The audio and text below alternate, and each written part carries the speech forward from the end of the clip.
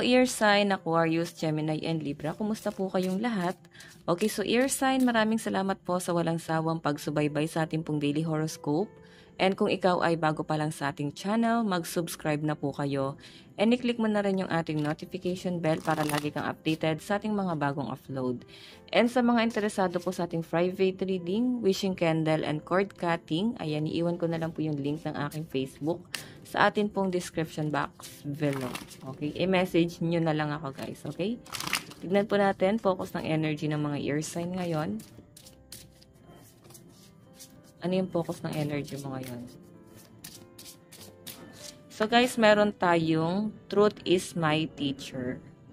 Wow. So, eto ha, ear sign. Hindi kasi, guys, sapat yung parang pananahimik lang. Yung puro pananahimik lang. Hindi siya, guys, sapat eh. Pwede kasi na parang kailangan malaman natin yung totoo para mas magkaroon ng closure, maklarify sa ibang tao, and sa inyo na rin, guys.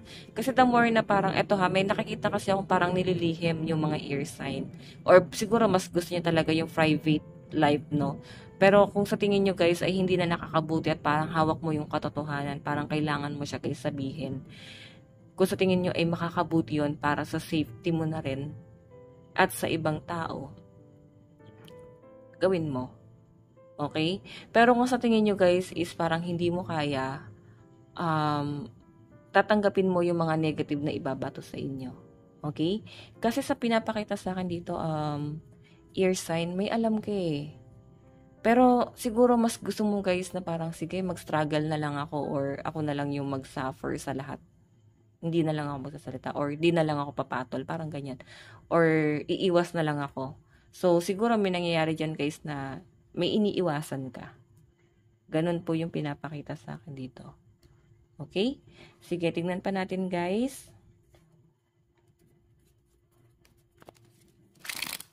Okay.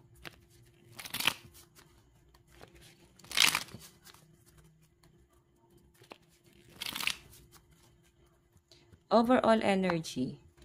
Kasi parang ang dami niya na, guys, natutunan sa buhay eh, na parang nung nagsabi kayo ng totoo, parang maski napahamak niyo pa. Kaya parang mas nakikita ko sa inyo, guys, yung pagiging tahimik mo na lang. Okay, yun yung nasasaga po, guys. Tignan pa natin. Overall energy. Okay, so meron tayo, guys, live and learn.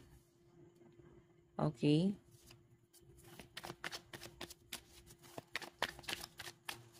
Meron tayong third wheel.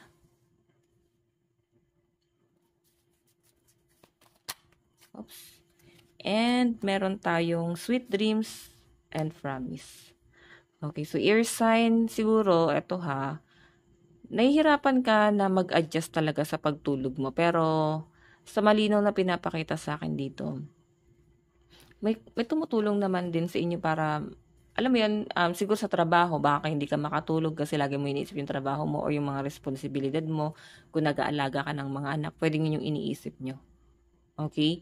So, nandito kasi, guys, yung third wheel. May tumutulong naman sa inyo. Okay? Para makatulog ka ng maayos. Okay? Lalo na sa mga may insomnia dyan. Kumbaga parang give and take lang, guys. So, pwedeng sa love life mo to, ear sign. Mararamdaman mo na parang may give and take sa inyo ng person mo. Nandun din sa point na parang tinutulungan ka ng person mo. Siya yung nagiging katuwang mo. Okay? Siguro ayaw kanya, guys, mahirapan. Yan yung mas malinaw na nasasagap ko dyan. Okay? So, guys, parang meron kayong pag-aaralan. Meron kayong naaral. Or meron kang gagawin. Kasi sa nakikita ko, kailangan kumpletuhin mo yung pahinga mo. Kasi parang pagod ka. Ang dami mong ginagawa or kinoconsider. Yun yung nasasagap ko dyan, guys. Okay? So, iba sa inyo, guys, parang ilang araw din kayong puyat, no? Siguro ngayon mas makakapagpahinga ka ng maayos. Okay? So, guys, lucky number mo, 27, 37, 39, and 28. Tignan pa po natin.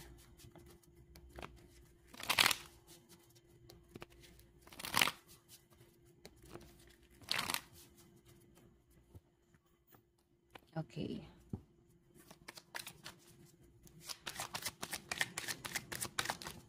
So, meron tayong 4 of Pentacles. Meron tayong 7 of Cups. And the Sun. Okay. What else?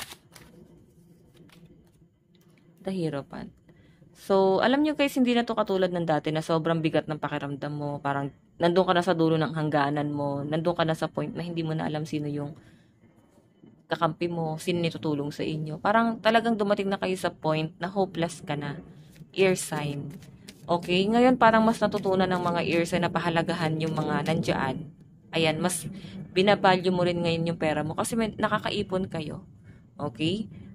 Nakikita ko rin dito guys yung parang pag-control mo sa pera. Parang ikaw yung mas nagbabudget guys. Live and learn na yun, no? Kasi ikaw yung marunong mag-budget dito. And meron tayo guys third wheel, 7 of cups. So sa pinapakita sa akin dyan, siguro may lakad ka ngayon. Meron kang pupuntahan.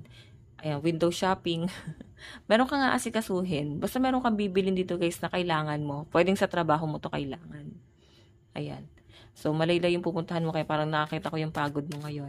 So, kaya nga sinasabi rito guys, magpahinga ka kasi ang daming opportunity, no? Parang sumabog yung opportunity sa inyo eh. Parang inulan ka ng mga ng swerte, ear sign. Ang dami oh, new beginning din to guys. Napakaganda nito as in lahat nandito na. Success, achievement, pwedeng nakukuha mo na or makukuha mo na guys. Meron tayo guys promise and the Hierophant. So siguro meron kayo guys pinag-uusapan ng person mo and sobrang gaan ng pakiramdam mo. Sobrang saya mo rin guys sa feeling ng person mo. Wala ko nakitang problema ngayon na pwedeng pinagdadaanan nyo. Siguro kung ano man to is misunderstanding lang pero napag-uusapan nyo rin guys agad. Okay, sa malinaw na pinapakita sa akin. Kumbaga, hindi nyo guys hahayaan na parang tumagal yung problema. Okay, sa mga single naman dito guys, ayan, ear sign. Sa mga singles, so, siguro, mas nakapokus ka sa sa pentacles mo. Ayan o. Lalo na yung iba dito na hindi ganun kaayos pa yung daloy ng pera. Kaya parang dumadanas kayo guys ng mga dumadanas kayo ng matinding stress, struggle sa pinansyal. Okay? So, sa mga in relationship naman guys, nakikita ko rin naman guys na ikaw, ayan, may nag-propose siguro dito ear sign, no? Nag-propose ka sa person mo. And, masaya ka naman. Pero siguro kasi guys, mas mahalaga sa inyo yung career mo.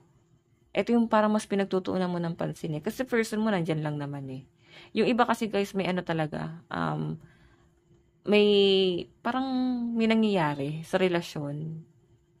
Okay, parang feeling mo, yun yung person mo, yung nagiging, mo ngayon, parang balakid. Hindi kasi guys, lahat eh. Meron kasi ako nakakita rito guys, nagkakaroon ng balakid sa relationship. Yung iba naman guys, sobrang kontento kayo sa love life mo. And yun yung nasasagap ko sa energy dito, sa reading natin. Mas nasasagap ko na mas kontento ka sa relationship mo ngayon. Okay? Sobrang gaan, wala akong nakakitang blockages. Okay? Tignan pa natin guys, advice. So, meron tayong the snake. So, ingat kayo guys sa mga traidor. Sasaksak sa inyo patalikod. So, ayan, basahin natin. Competition, enemy, clever, malicious, look over your shoulder, the other woman.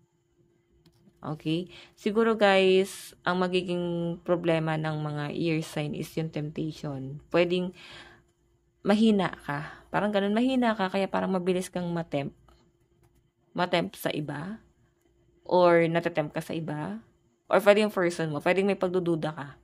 Ginagamit ka lang ba?